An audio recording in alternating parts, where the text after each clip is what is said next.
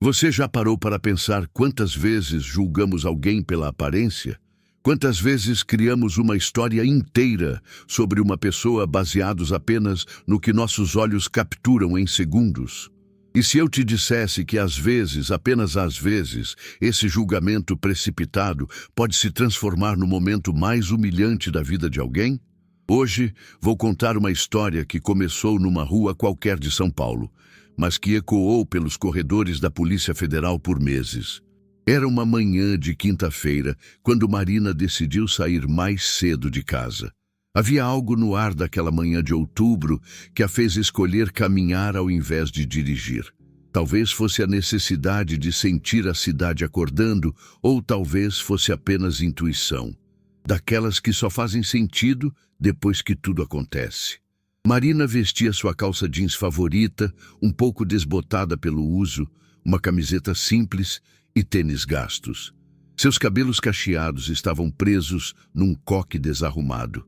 Para qualquer um que a visse naquele momento, ela era apenas mais uma mulher comum, talvez até desleixada, caminhando pelas ruas do centro.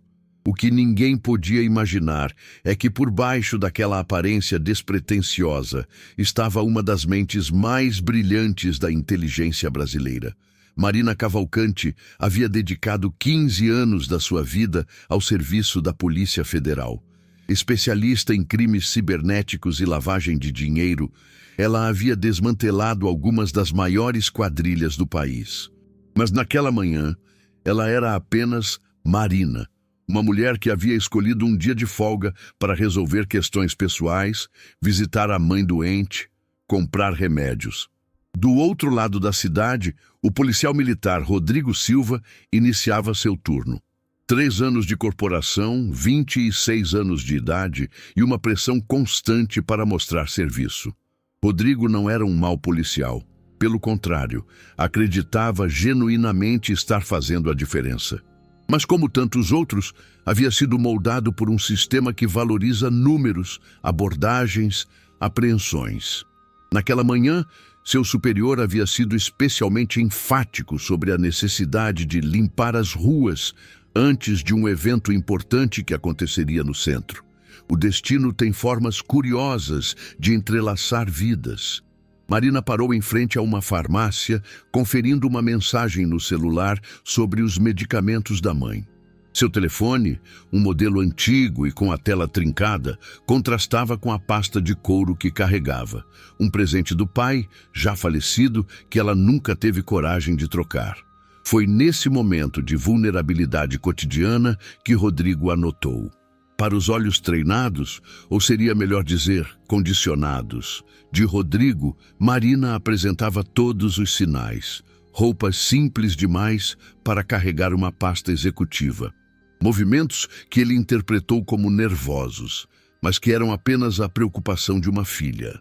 A forma como ela olhava ao redor, que para ele parecia vigilância, mas era apenas Marina tentando lembrar se havia outro item na lista de compras. A abordagem começou como tantas outras. Senhora, documento, por favor. A voz de Rodrigo tentava soar autoritária, mas havia nela também um tremor quase imperceptível. Aquele medo que todo policial jovem carrega de não ser levado a sério. Marina conhecia bem esse tom. Havia treinado dezenas de agentes federais, ensinado sobre psicologia criminal, sobre como a projeção de autoridade muitas vezes mascara a insegurança. Ela poderia ter acabado com tudo ali. Bastaria mostrar o crachá da Polícia Federal que sempre carregava, mesmo em dias de folga. Um hábito que seu mentor havia incutido nela anos atrás. Mas algo na postura de Rodrigo a fez hesitar. Talvez fosse a forma como seus ombros estavam tensos, ou como sua mão pairava próxima ao coldre sem realmente tocá-lo. Marina reconheceu nele algo familiar. A mesma ansiedade que ela própria sentira em suas primeiras abordagens há tantos anos. Claro, oficial. Sua voz era calma, quase maternal. Ela começou a procurar sua carteira na bolsa, movimentos deliberadamente lentos para não assustá-lo. Foi esse gesto de consideração que Rodrigo interpretou completamente errado. Para ele, a lentidão era resistência disfarçada. Talvez ela estivesse ganhando tempo, talvez escondendo algo. Senhora, vou pedir para a senhora colocar a bolsa no chão e dar um passo para trás. A voz de Rodrigo subiu uma oitava. Pessoas começavam a parar para observar. Marina notou uma senhora idosa balançando a cabeça em aprovação. Um jovem gravando com o celular. Um comerciante saindo de sua loja para ver o que acontecia. Foi nesse momento que Marina entendeu completamente a situação. Ela não era apenas uma mulher sendo abordada. Ela havia se tornado um espetáculo, uma validação pública da sensação de segurança que aquelas pessoas buscavam. Rodrigo não estava mais agindo como policial, estava performando o papel que a sociedade esperava dele. Ela colocou a bolsa no chão com a mesma calma estudada. Seus movimentos eram uma dança cuidadosa entre cooperação e dignidade. Cada gesto calculado para não escalar a situação, mas também para não se submeter completamente à humilhação. Anos de experiência em campo haviam ensinado a Marina que o ego ferido é mais perigoso que qualquer arma. Oficial Silva, ela leu o nome no uniforme dele. Entendo que está fazendo seu trabalho, mas preciso que saiba que sou agente federal. As palavras saíram suaves, quase como um segredo compartilhado entre eles. A reação de Rodrigo foi instantânea e reveladora. Seus olhos se estreitaram, o maxilar se contraiu. Para ele, aquela afirmação soou como deboche, como mais uma tentativa de uma suspeita de se safar. Quantas vezes ele não havia ouvido variações dessa história? Sou advogada, conheço o comandante, você vai se arrepender. A propósito, você que está assistindo já passou por uma situação onde foi completamente mal interpretado? Conta aqui nos comentários de onde você está assistindo e qual história do canal mais te marcou até agora. Essas experiências nos conectam de formas que às vezes nem imaginamos. Senhora, isso é muito sério. Fingir ser agente federal é crime. A voz de Rodrigo agora tinha uma edge perigosa. Ele pegou o rádio. Central, preciso de apoio na Rua Augusta com Paulista. Possível 171 em andamento. Marina respirou fundo. Ela conhecia o código. Estelionato. Rodrigo estava escalando a situação de uma forma que logo seria irreversível. Ela poderia sentir a adrenalina dele daqui, o coração acelerado, as pupilas dilatadas. Tudo nele gritava ameaça, quando tudo que ela representava era um mal-entendido prestes a se tornar uma humilhação pública. As viaturas chegaram em menos de 5 minutos. 3 carros, sirenes ligadas, criando um perímetro ao redor de Marina como se ela fosse uma criminosa perigosa. 6 policiais desceram, cada um trazendo sua própria interpretação da situação, sua própria necessidade de parecer útil, importante. O sargento Mendes foi o primeiro a se aproximar. 15 anos de rua, barriga proeminente por cima do coldre, aquele ar de quem já viu de tudo e não se impressiona com mais nada. Ele olhou Marina de cima a baixo com o tipo de desdém reservado para quem ele já havia julgado e condenado antes mesmo de ouvir uma palavra. Então a senhora é agente federal? O sarcasmo pingava de cada palavra. E eu sou o diretor da CIA. Risadas emergiram do grupo de policiais. Aquele tipo de riso nervoso e cruel que surge quando um grupo precisa reafirmar sua superioridade sobre alguém. Marina permaneceu em silêncio. Havia aprendido há muito tempo que palavras ditas no calor do momento raramente ajudam. Ela apenas estendeu a mão lentamente em direção à pasta de couro. Posso pegar minha identificação? Devagar. A voz de Mendes cortou o ar. Todos os policiais ficaram tensos, mãos nas armas. Marina se moveu com a precisão de um cirurgião. Cada movimento telegrafado, previsível, não ameaçador. Ela abriu a pasta e de lá tirou a carteira de couro preto com o brasão da República. O silêncio que se seguiu foi quase palpável. Marina observou a mudança acontecer em tempo real. Primeiro nos olhos de Mendes, que perderam o brilho arrogante e ganharam algo próximo ao pânico. Depois, em sua postura, os ombros caindo como se todo o ar tivesse sido sugado de seus pulmões. E finalmente em sua voz, que saiu estrangulada quando ele leu em voz alta: Agente Especial Marina Cavalcante, Polícia Federal, Divisão de Inteligência. O crachá tremia nas mãos de Mendes.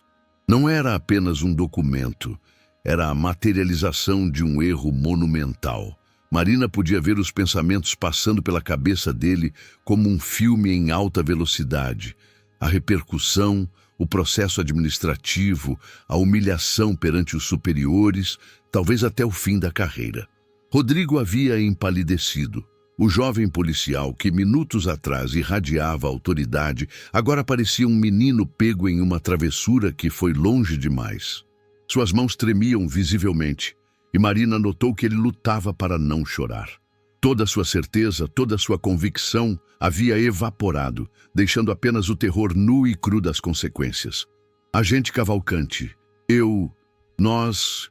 Mendes gaguejava, procurando palavras que pudessem desfazer o que havia sido feito.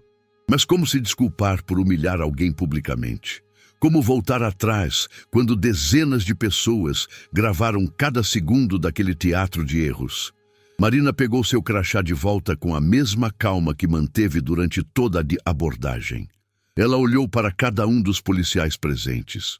Não havia raiva em seus olhos, algo que de alguma forma tornava tudo ainda pior para eles.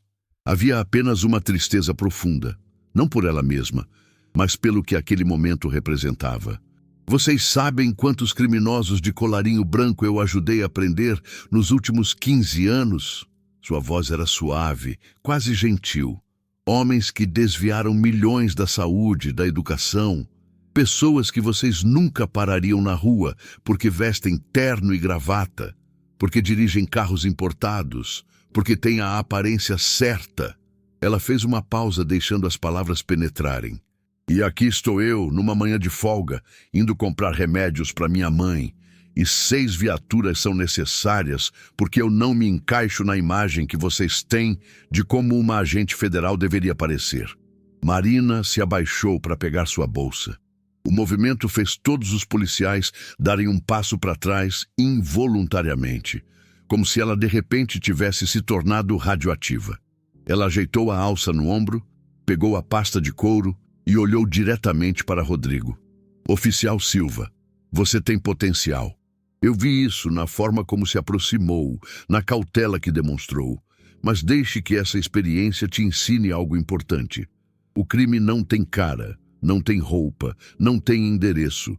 No momento em que você começa a policiar baseado em aparências, você não está mais servindo e protegendo.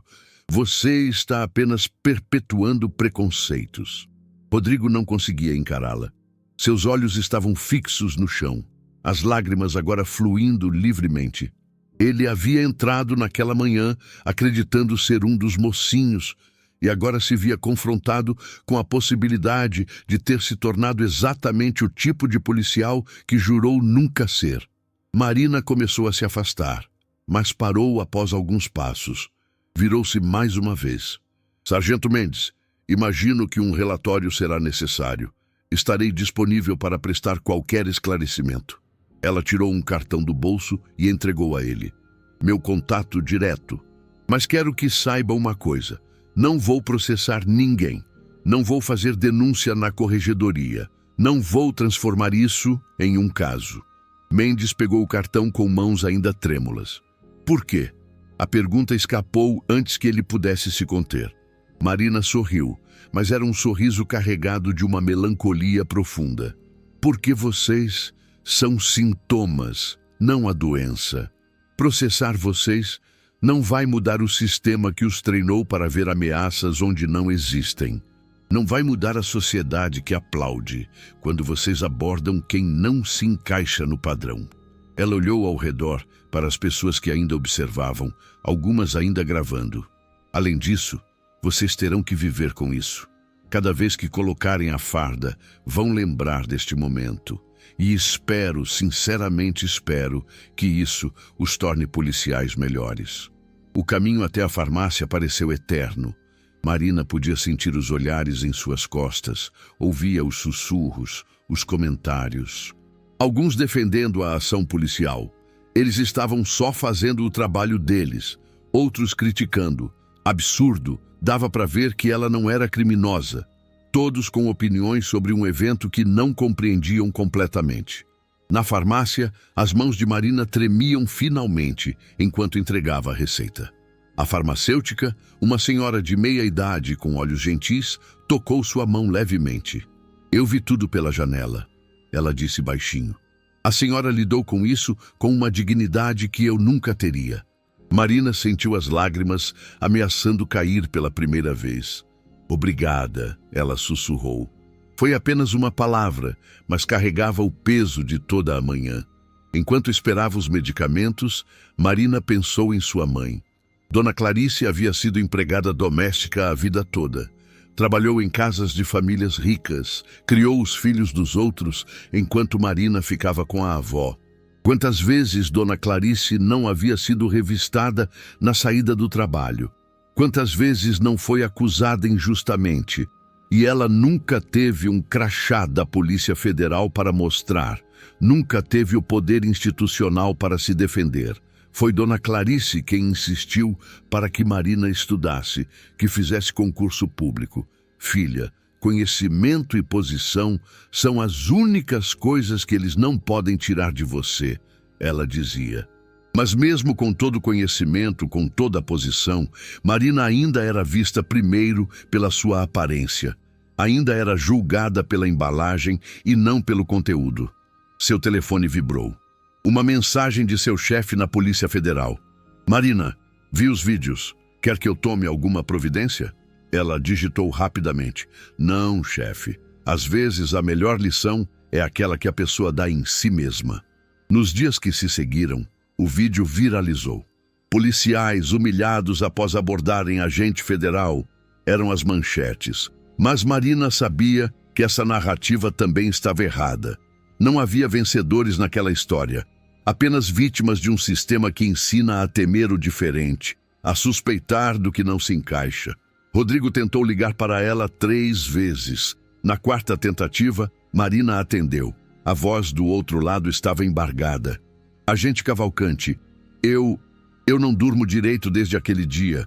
Eu penso na minha irmã, na minha mãe, e imagino se alguém as tratasse assim. Então você aprendeu, Marina respondeu gentilmente. A empatia nasce quando conseguimos ver nos outros aqueles que amamos. Use essa lição, Rodrigo. Seja o policial que sua irmã e sua mãe precisariam encontrar na rua. Houve um silêncio longo. Então, Rodrigo disse algo que Marina não esperava. Posso pedir um favor? Gostaria de estudar, de me preparar melhor. A senhora poderia me indicar livros, cursos? Quero ser diferente.